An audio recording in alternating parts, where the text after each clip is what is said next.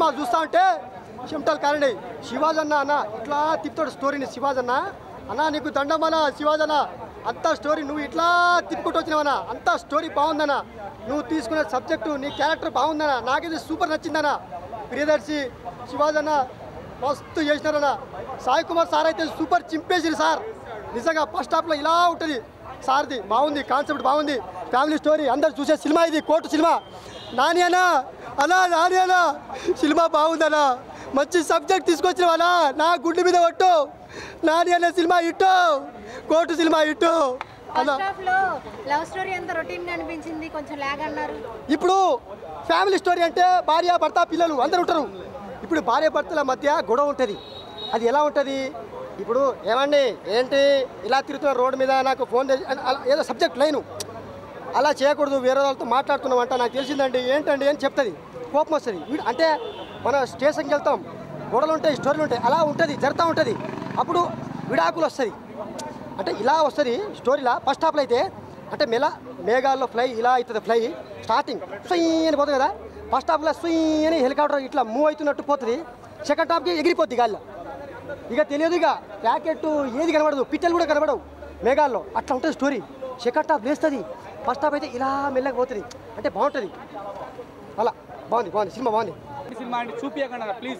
దయచేసి మీకు రెండు చేతులేసి జోడిస్తున్నా. నాని లాంటి సినిమాని, కోర్టు లాంటి సినిమాని చూపించండి దయచేసి. మిమ్మల్ని కోరుకుంటున్నా ఒకటే. వై బికాస్ ఎందుకంటే ఇట్లాంటి సినిమాలు ఎందుకు చూపించాలంటే సమాజం బాగుపడాలంటే. ఇవాళ సమాజం బాగుపడాలన్నా ఇప్పుడు పుష్ప కంటే కోర్టు మూవీ ఇలాంటి మూవీస్ చూడాలి. ఇదే బాగుంది అంటావు. కోర్టు సారీ ఒకసారి మళ్ళీ క్వశ్చన్. నేను ఇప్పుడు పుష్ప మూవీ పనికిరాదు అంటే కోర్టు ముందు పుష్ప సినిమా మా తెలుగు సినిమా ఏ సినిమాలో పనికి రాదు. అది ఆ చెత్త సినిమా అదేం పనికి వస్తుంది? చెప్పు రా ఇక రా. నేను పుష్ప తిడతలే, అల్లు అర్జున్ తిడతలేను.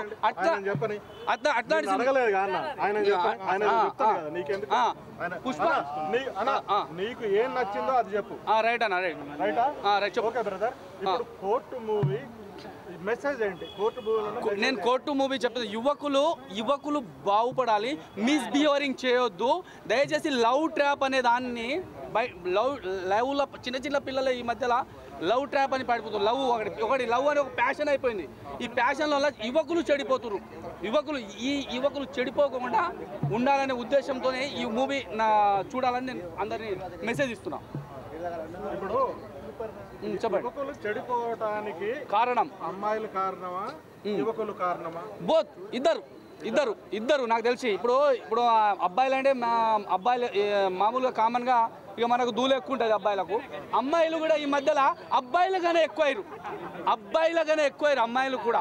దయచేసి తల్లిదండ్రులు నాలుగు తందాలి. ఈ ఇన్స్టా అని, ఈ యూట్యూబ్ అని ఇది ఒకటి వచ్చింది ఇక్కడ మధ్యలో.